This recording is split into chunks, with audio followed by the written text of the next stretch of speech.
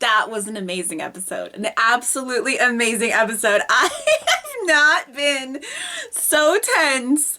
Like the last two episodes, I've been sitting here like heart palpitations, hyperventilating.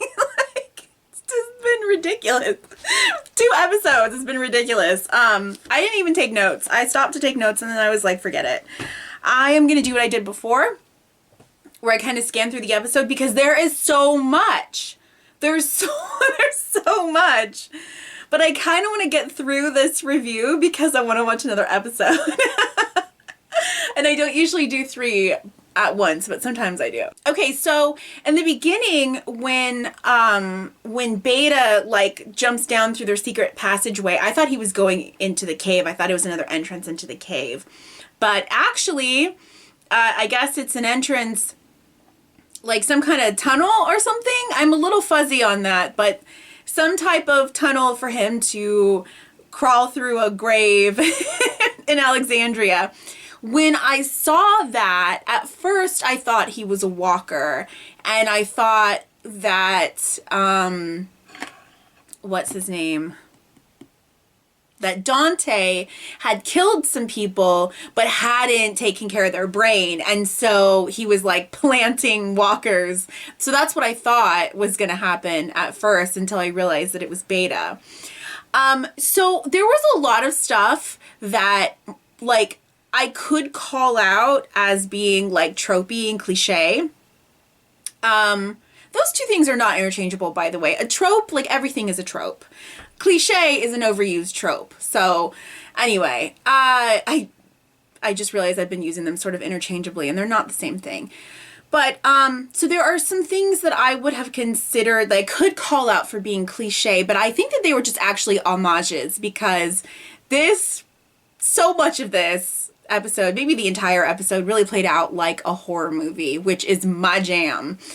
So, I mean, there's no way that they were not trying to evoke Michael Myers with Beta. There's no way. I mean, so many of the camera shots, you know, the camera is like in the street and we're looking through the windows at Beta sneaking up behind people, you know, like, like that is Michael Myers, right? That's Halloween.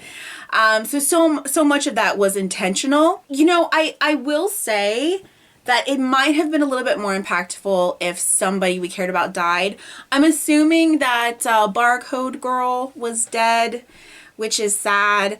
But I'm never one to say this. Never. I don't think I've ever said this, but I kind of wish that someone we sort of cared about died.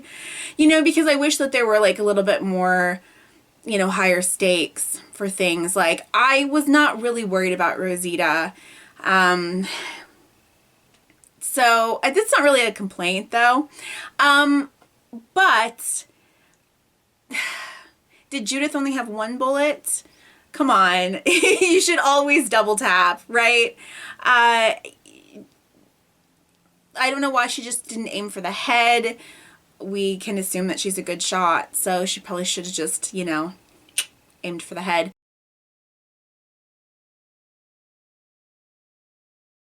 But certainly, you know, and like maybe they could have had her, you know, say something like that she only had one bullet, or maybe we could have seen it or something, or she could have clicked the, you know, fired and it jammed or something like that, which, you know, all of those things are sort of cliche too, but it didn't make any sense to shoot the guy once and then just walk away, especially because she shot him in the chest. So if he was dead, now he'd come back as a big scary walker, right? Like a 7-foot-tall walker. So either way, you'd take care of his brain. So, you know, that was like a little annoying. But am I really complaining? No. This episode was amazing. It was so good. So yeah, that whole sequence, it was so visually cool to look at. There was a lot of really good direction in this episode.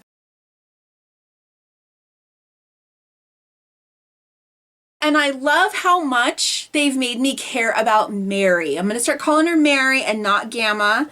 But I love how much I was so worried for her this whole episode. They've made her into a really sympathetic character, and I love that. So I was genuinely concerned for her the whole time, particularly at the end. Oh boy. When, oh, and yeah, the fact that Beta got away again. You know, there were so many people with like guns and spears and, you know, whatever. And the fact that he got away again, come on, but you know, it's fine. But at the end there, when Gabriel had the gun pointed at her and he closed his eyes, I really, truly didn't know what he was going to do. And I was prepared for the worst. I'm glad that he did not kill her because I really like her and I think it'd be so interesting to have, you know, another Whisperer come into the fold. So I was really glad. And then at the end there when Rosita introduced herself and everything, and loved it. I thought that was great. Makes me happy. So the fight scene between Daryl and Alpha was really good. You know, you're so used to Daryl just like terminating people. You know, she cut him in the face, and so you know, he had blood in his eyes, he couldn't see. And again, I'm just not, it's a shame that I'm not worried about Daryl, but you know, unfortunately I know that he survives the season, so not worried about him. If I did not know, if I was watching this live and did not know, I would have been genuinely worried about Carol last episode, and I would have thought they were going to kill Daryl in this episode if I didn't know better, because all of that was so well done. So the fight was great, and he really almost killed Alpha. Like, he really hurt her. And that surprised me because I figured we were, you know, first of all, it's only episode, what, 10? Yeah, it's episode 10. So I was like, well, they're not going to kill Alpha, right? It's only episode 10. And also, you figure, like, Carol or Lydia has to be the one to kill Alpha, right? So I really was surprised that, because I got to a point where I actually thought she was going to die.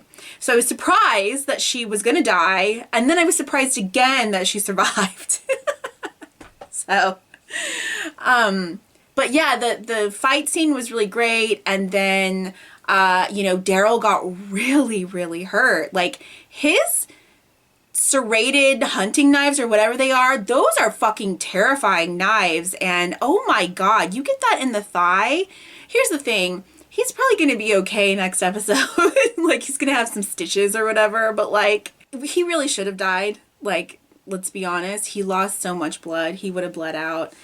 And you don't just recover from that. So I'm curious to see, you know, like maybe how much time has passed, or if he's going to be out of commission. I can't imagine that he would be out of commission. You know, are they just going to give him a limp? Because really, that would destroy your leg muscle. And clearly it hit an artery. So, yeah, that was brutal. And I felt so bad for him. I do wish that they'd had a little bit more of a conversation. And, you know, that's kind of cliche, too. Like, you have two wounded enemies, and they both think that they're gonna die, and then they have like an honest conversation and whatever. It's a little cliche, but I don't know, I would have liked it. I did like that she knew, she said, pain made you, and that's true. And she said pain made her and pain made Lydia and everything. And when Daryl was like, you didn't love Lydia, ooh, that got her on her feet. That was great. I thought that maybe he was going to finish her off in that moment. Like, he was trying to piss her off to get her to go over to him, and then he would finish her off. But she couldn't make it. She ended up collapsing. And then Lydia shows up, which, that scene was heartbreaking. And again, like, it's so good because Alpha is our villain, but I felt sympathy for her. You know, I felt bad for her, and I felt bad for Lydia, and that's great. That's what you want. Sometimes that's what you want. Sometimes you just want a mustache twirling villain that you can just hate and, you know, whatever. But I actually felt for her in that moment, and I thought, oh wow, she really is gonna die. And then the way that Lydia metaphorically twisted the knife, ooh boy.